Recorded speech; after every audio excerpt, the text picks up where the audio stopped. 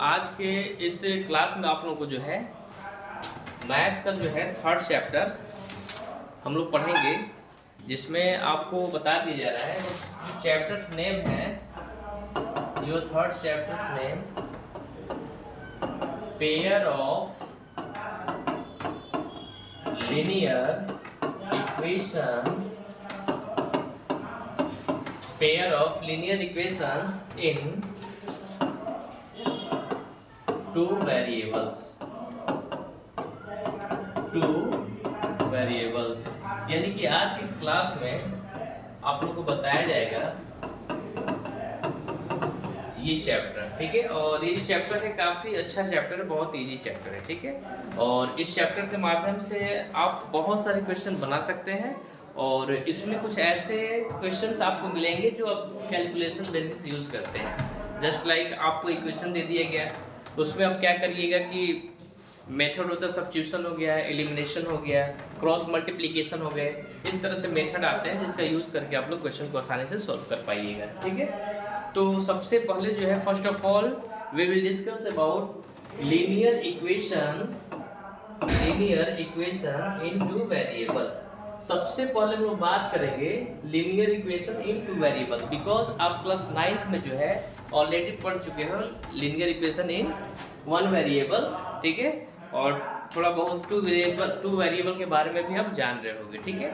और इसमें जो वेरिएबल है फर्स्ट ऑफ ऑल आपको बता देंगे हम वेरिएबल, यानी वेरिएबल क्या होता है, कांस्टेंट क्या होता है। सिंपल से आपको बता दिया जा रहा है कि वेरिएबल जिसका वैल्यू क्या होता है, हमेशा बदलते रहता है, वो हो गया वेरिएबल। कांस्टेंट का मतलब जिसका वैल्यू फिक्स्ड हो, ठीक है। जैसे अल्फाबेटिकल वर्ड्स हो गए आपके, अल्फाबेटिकल वर्ड्स में क्या होता है कि x का वैल्यू कभी 1 होता है, कभी 2 होता है, कभी 3 होता है। अकॉर्डिंग टू सिचुएशन हम लोग क्या करते हैं, वैल्यू लेते रहते हैं। लेकिन वही कांस्टेंट की बात की जाए तो कांस्टेंट अगर यहाँ पर हम 2 लिख दिए तो उसको हर कंडीशन में आप 2 ही पढ़िएगा। अगर यहाँ पे 5 लिख दिए तो 5 ही पढ़ा जाएगा।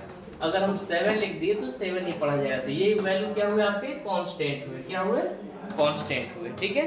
उसके बाद हम लोग बात करते हैं first of all linear equation in two variables. Two variables का मतलब यहाँ पे 2 वेरिएबल्स होंगे, ठीक है।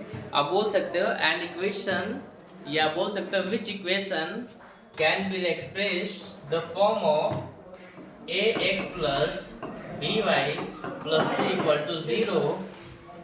An equation can be expressed the form of ax plus by plus c equal to 0 where condition होता है आपका where a not equal to 0 and, यानी कि बोला जा रहा है कि a not equal to क्या होना चाहिए, 0 होना चाहिए। a का वैल्यू क्या होना चाहिए, 0 आपका नहीं होना चाहिए। उसके बाद a, b and c are real numbers. It means A, B and C are real numbers.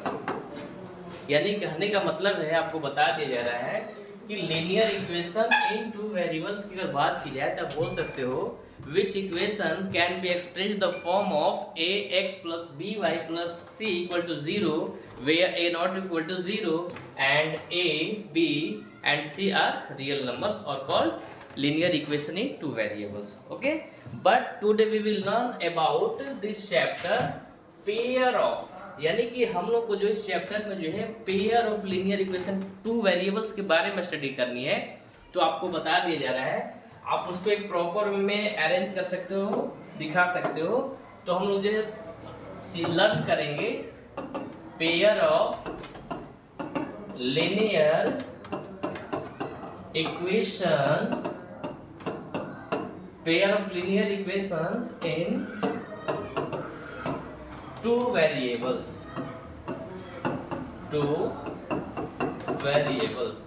इसमें बच्चों अगर बात की जाए, आइए देखते हैं। इसमें आप बोल सकते हो which equation can be expressed the form of a1x plus b1 y plus c1 equal to 0 and a2x plus b2y plus c2 equal to 0 where, यानी कि कंडीशन है a1 not equal to 0 A2 not equal to 0 and A1 B1 C1 and A2 B2 and C2 are real numbers और real numbers. यानी कहने का मतलब है कि pair of linear equation two variables की बात की जाए तो आप बोल सकते हैं ये वैसा इक्वेशन होता है जिसे हम a1x plus b1y plus c1 equal to 0 and a2x plus b2y plus c2 equal to 0, जहाँ पे कंडीशन क्या है तो a1 नॉट इक्वल टू 0 और b1 नॉट इक्वल टू 0 होना चाहिए। उसके बाद इसमें a1 b1 c1 और a2 b2 c2 जितने भी वैल्यू दिए रहेंगे वो क्या होंगे तो वो आपके रियल नंबर होंगे। जब इस फॉर्म में इक्वेशन लिखा जाएगा तो उसको आप बोलिएगा pair of linear equation into variable. It means दो चर वाले रैखिक समीकरण युग्म। ठीक है, तो ये हो गया आपका बेसिक। उसके बाद अगर बात की जाए तो ये था आपका pair of linear equation in two variables. यानी आप इसको बोल सकते हो which equation can be express the form of a1x plus b2y plus a1x plus b1y plus c1 equal to 0 and a2x plus b2y plus c2 equal to 0 and a1 and a2 not equal to 0 and a1 b1 c1 and a2 b2 c2 are real numbers or called pair of linear equation into variables। यानी कहने का मतलब है कि जब भी आपको pair of linear equation of two variables की बात की जाए तो आप ध्यान रखिएगा जो उसका स्टैंडर्ड फॉर्म होता है वो आपका यही मिलेगा। आपको इसी को ध्यान रखना होगा कि जो इक्वेशन है आपको इसी फॉर्म में मिलेगी a1 b1 c1 and a2 b2 c2। इस फॉर्म में अगर आपको इक्वेशन दिख जाए तो उसको आप क्या बोलिएगा, पेयर बोलिए। क्या बोलिएगा, pair of linear equation into variables. ठीक है, तो ये था आपका जो है डेफिनेशन से रिलेटेड बेसिक चीजें जिसके बारे में आपको जानना काफी जरूरी होता है। लेकिन अब बात ये है कि पेयर ऑफ लीनियर इक्वेशन के बारे में सर डेफिनेशन तो हम लोग समझ लिए, होता क्या है, किस फॉर्म में लिखा जाता है, इसके बारे में तो हम लोग जान लिए। लेकिन इसके आगे क्या कुछ और भी जानना है तो बिल्कुल आइए हम आपको बताते हैं। इसके आगे आपको और सारी चीजें जाननी है और सीखनी है। तो सबसे पहले अगर बात की जाए तो यहाँ पे आपको बता दिया जा रहा है pair of linear equations in two variables, क्योंकि अब 10th में है ना तो आपको टू वेरिएबल्स पढ़ना है। ठीक है, टू वेरिएबल्स के बारे में आपको स्टडी करनी है। तो इसमें देखिए होता है क्या है, इसको दो पार्ट में डिवाइड कर दिया गया है। एक होता है आपका ग्राफिकल मेथड होता है, ग्राफ इसमें जानना होता है, लर्न करना होता है, और एक होता है अलजेब्रिक मेथड। ठीक है, यानी कि इसमें जितने भी जो इक्वेशन होते हैं आप दो तरह से सॉल्व कर सकते हैं। पहला आपका हो गया ग्राफिकल मेथड, यानी कि इसमें जो इक्वेशन मिलेंगे आप उसे दो तरह से सॉल्व कीजिएगा।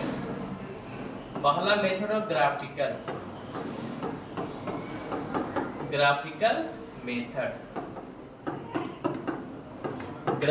मेथड, और दूसरा आपका जो मेथड वो हो जाएगा अलजेब्रिक मेथड।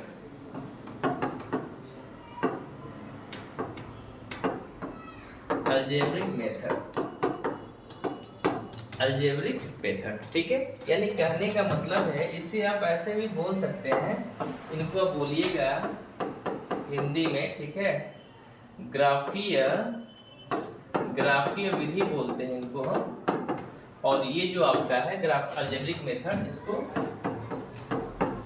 बीजीय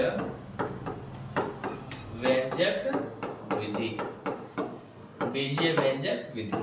ठीक है, अब इसमें अगर बात की जाए तो आपको जो है और सारी चीजों के बारे में बताया जाएगा। जैसे अगर बात की जाए बीजीय व्यंजक, यहाँ पे बीजीय व्यंजक, इसमें बच्चों अगर बात की जाती है जो ग्राफिकल मेथड, इसमें क्या होता है कि आपको जो फर्स्ट ऑफ ऑल इक्वेशन को कुछ सम टाइम्स के लिए जो है सॉल्व कीजिएगा। क्या करिए, कुछ टाइम के लिए इसे आप सॉल्व करिए, करने के बाद जो है आपको वहां पे एक बॉक्स क्रिएट करना था। बॉक्स क्रिएट करने के बाद आप एक प्यारा सा जो ग्राफ खींच करके जब ड्रॉ करिएगा तो जिस पॉइंट पे वो कट करता है तो वहां पे एक्स और वाई का वैल्यू फाइंड आउट कर सकते हैं आसानी से। ठीक है, ये काफी इजी होता है। ग्राफिकल मेथड में क्या होता है कि आपको जो है मतलब x, ये आपको छोटा सा मतलब एग्जांपल फॉर्म में आपको इसको समझा दे रहे हैं, ठीक है। जैसे मान लो ये आपका y x हो गया और ये x एक्सिस हो गया, y एक्सिस और x एक्सिस, ठीक है।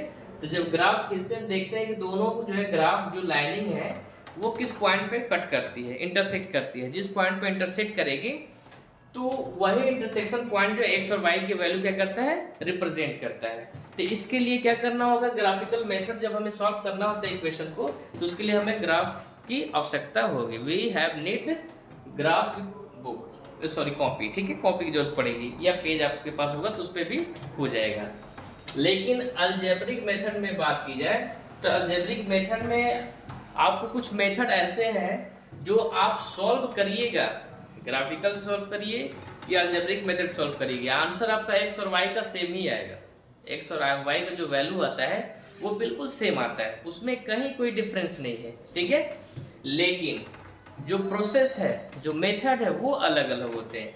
जैसे इसमें अगर बात की जाए अलजेब्रिक मेथड में, तो इसमें आइए आपको हम कुछ मेथड दिखाते हैं।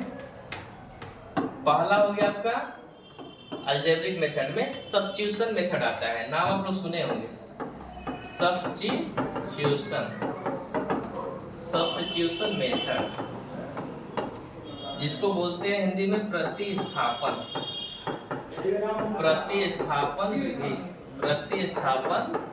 विधि, सब्स्टिट्यूशन मेथड। दूसरा होता है आपका एलिमिनेशन मेथड,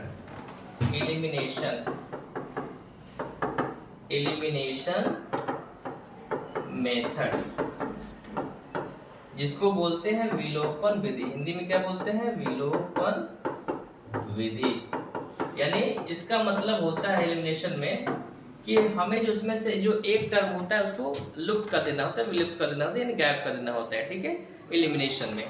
उसके बाद जो है आपको बताया जा रहा है एक और होता है जो तीसरा, क्रॉस मल्टीप्लिकेशन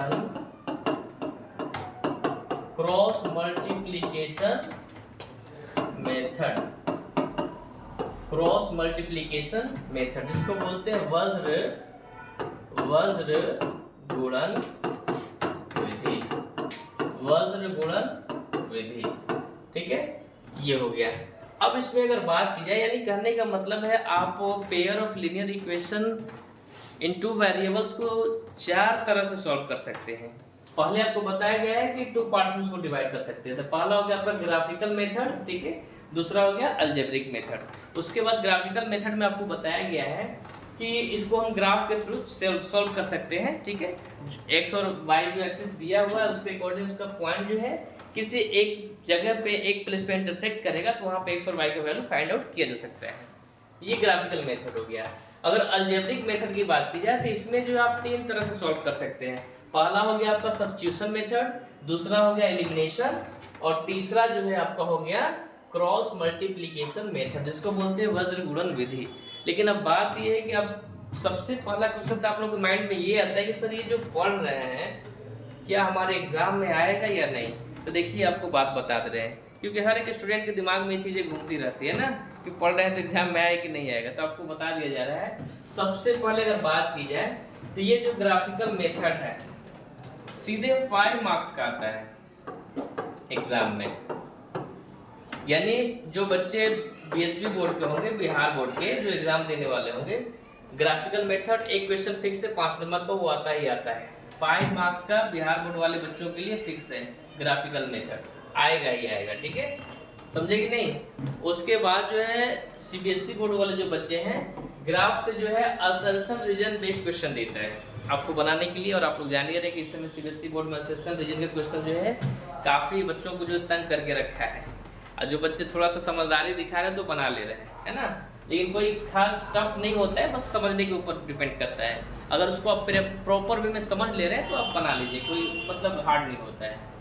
उसके बाद अगर बात की जाए यहाँ पे अलजेब्रिक में, तो देखिए अभी अगर देखा जाए तो ये तीनों मेथड को आपको जानना काफ़ी ज़रूरी है। लेकिन एग्ज़ाम के लिए बोलिए कि सर एग्ज़ाम के पर्पज से बता दिए कौन ज़्यादा मोस्ट इम्पोर्टेंट है जिसको हम सीख लें, तो आपको बता दिया जा रहा है सबसे ज़्यादा अभी एग्जाम में पूछा जाता है, सीबीएसई बोर्ड का हो या बीएसबी बोर्ड, तो सब्स्टिट्यूशन मेथड पूछा जाता है, सब्स्टिट्यूशन मेथड यानी प्रतिस्थापन विधि। लेकिन अब बात ये कि सर ये कितने मार्क्स का देता है, तो देखिए अगर बिहार बोर्ड वाले बच्चे होंगे तो उनको ये एग्जाम में जो है ज़्यादा नहीं केवल 2 मार्क्स का देता है। लेकिन अगर सीबीएसई बोर्ड वाले बच्चे हैं तो उनके लिए कभी 2 मार्क्स का भी देता है तो कभी 3 मार्क्स का भी पूछ देता है। समझ गए? तो ये जो है मेथड जो आपको बताया जा रहा है ये एग्जाम पर्पज से, और काफ़ी अच्छा मतलब ये चैप्टर भी आप लोगों के लिए और काफ़ी इंटरेस्टिंग है। और इस चैप्टर से अप्रोक्स अगर देखा जाए, जो चैप्टर आपको बताया जा रहा है इससे अप्रोक्स अगर मार्क्स की टोटल बात की जाए तो जो बच्चे बिहार बोर्ड वाले हैं बीएसबी, उन लोगों के बारे में अगर बात की जाए तो इस चैप्टर से 5 मार्क्स का फिक्स है उनका ग्राफ। उसके बाद 2 नंबर का हो गया उनका, इन तीनों में से ज़्यादातर जो है सब्स्टिट्यूशन नहीं पूछता है, प्रतिस्थापन पूछता है। तो 2 नंबर ये हो गया, 5 नंबर ये, 7 नंबर हो गया। उसके बाद अप्रोक्स जो है ऑब्जेक्टिव 2 से 3 दे ही देता है। लगभग इस चैप्टर से अगर आता है बीएसपी वालों के लिए तो 10 मार्क्स के क्वेश्चन पूछे जाते हैं। तो समझिए कितना मोस्ट इम्पोर्टेंट चैप्टर है। ठीक है, उसके बाद कभी कभी क्या करता है लैंग्वेज बेस्ड भी क्वेश्चन दे देता है, तो वो घबराने की जरूरत नहीं है, क्योंकि इक्वेशन बनाना होगा, बना करके आपको सॉल्व करना होता है। बोल दे ग्राफिकल मेथड सॉल्व कीजिए या आप सब्स्टिट्यूशन मेथड से सॉल्व कीजिए। दोनों कंडीशन में क्या होगा, आपको एक्स और वाई का वैल्यू फाइंड आउट करने के लिए बोला जाता है। ठीक है, तो ये हो गया आपका बीएसबी बोर्ड वालों के लिए। लेकिन अब बारी आती है सीबीएसई बोर्ड वाले बच्चों के लिए कि सर हम लोग क्या होगा, तो डोंट वरी, आप लोग को भी आ रहा है, यानी सीबीएसई बच्चे जो सीबीएसई बोर्ड से जो बच्चे हैं, ठीक है, सीबीएसई बोर्ड से जो बच्चे हैं उनके बारे में अगर बात की जाए तो जो चैप्टर में बताया है, जो ग्राफ है, ग्राफ से बचवा आपका असर्शन रीजन से क्वेश्चन आते हैं। असर्शन रीजन, असर्शन रीजन से क्वेश्चन पूछे जाते हैं। ठीक है, पहला चीज। दूसरा बात है कि आपको जो बताया सब्स्टिट्यूशन मेथड वो कभी 2 या 3 मार्क्स का लगभग दे देता है। ठीक है, उसके बाद जो कंसिस्टेंट इनकंसिस्टेंस भी पूछे जाते हैं आप लोगों के लिए। यानी कहने का मतलब जो है, अगर देखा जाए सीबीएसई बोर्ड का वेटेज इस चैप्टर से तो approx 5 to 6 marks, 5 to 6 marks, यानी कि लगभग जो है 5 से 6 नंबर का क्वेश्चन इस चैप्टर से आता है। तो आप समझिए कि चैप्टर दिखने में आपको लग रहा हो काफ़ी भाष है, लेकिन ऐसा नहीं है, बहुत इजी चैप्टर है। बस आपको इस चैप्टर के जो बेसिक कॉन्सेप्ट है अगर आप उसे सीख लिए, जान लिए, तो हम गारंटी के साथ करेंगे इसमें से आपका एक भी क्वेश्चन नहीं छूटेगा, आप बना लीजिएगा। यानी बस माइंडसेट आपका ये होना चाहिए कि इसको बनाने के लिए सबसे पहले 2 मेथड यूज़ करेंगे हम लोग। 2 तरीका है, पहला ग्राफिकल मेथड है, दूसरा अलजेब्रिक मेथड है। पहला ग्राफिकल, दूसरा अलजेब्रिक, जिसमें कि ग्राफिकल में ग्राफ खींच करके आपको एक्स और वाई का वैल्यू फाइंड आउट करना होगा। अलजेब्रिक में क्या है, 3 मेथड होते हैं, सब्स्टिट्यूशन हो गया, एलिमिनेशन हो गया और क्रॉस मल्टीप्लिकेशन हो गया।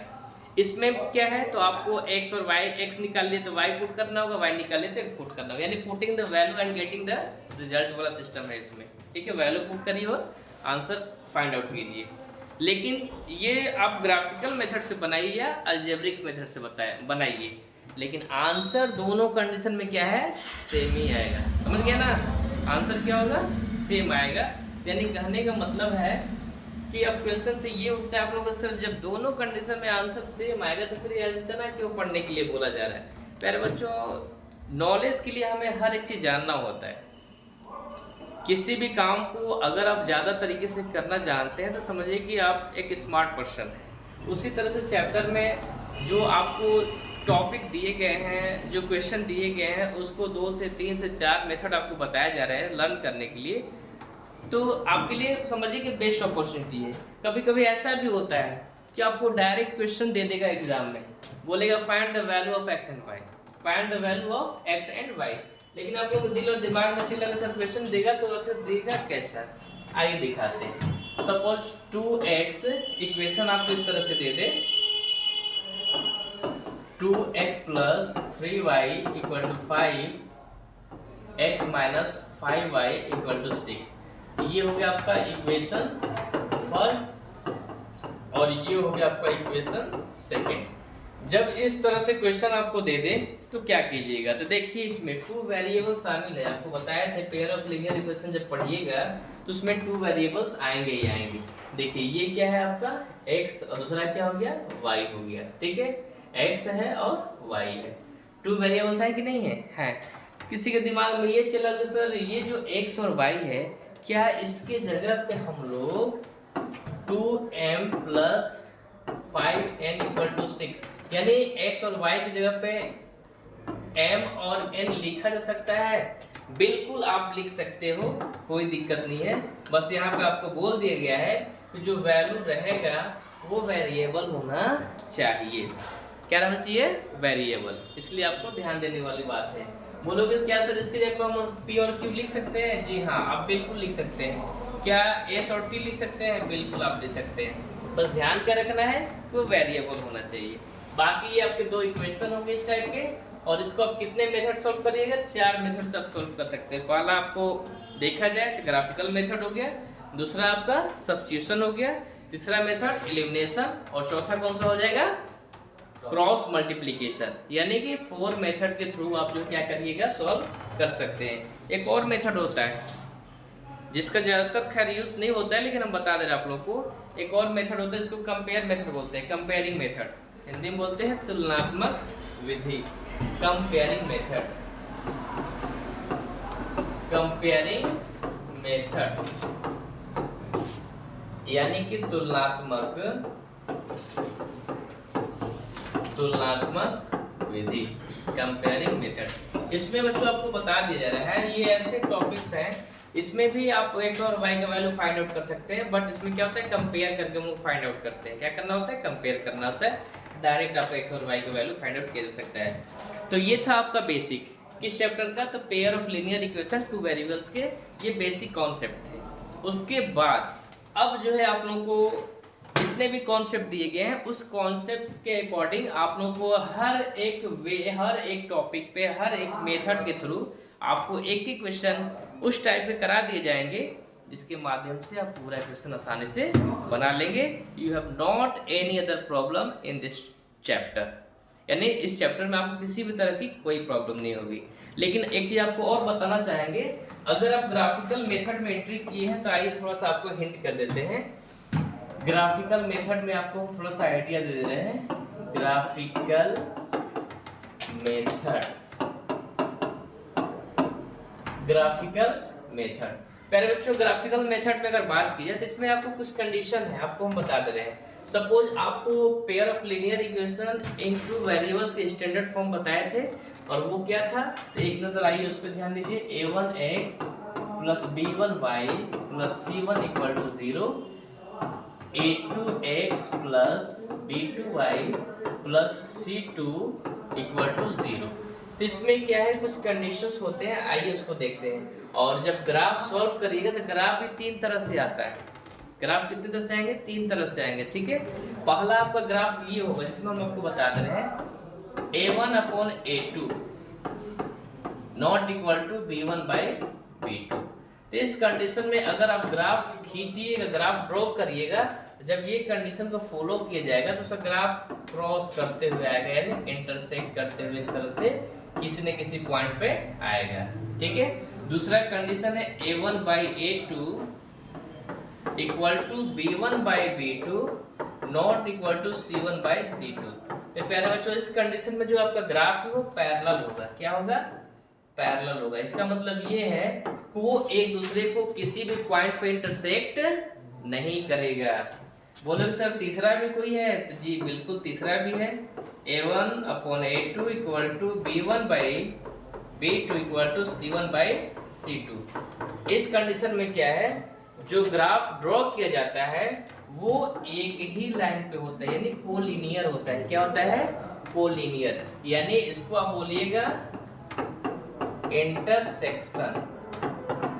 ये क्या कर रहा है? इंटरसेक्ट कर रहा है। इसको क्या बोलिएगा? पैरेलल। क्या बोलिएगा? पैरेलल। और ये क्या बोलिए? कोलिनियर। क्या बोलिए? कोलिनियर, यानी कि ये एक ही लाइन पे आता है। यानी कि हिंदी में इसको प्रतिच्छेदी बोलिएगा, इसको समानांतर बोलिएगा, इसको संपाती बोलिएगा, ठीक है। इस तरह से। तो कहने का मतलब है जब हम ग्राफ भी खींचेंगे तो उसमें भी आपको 3 तरह का ग्राफ आएगा।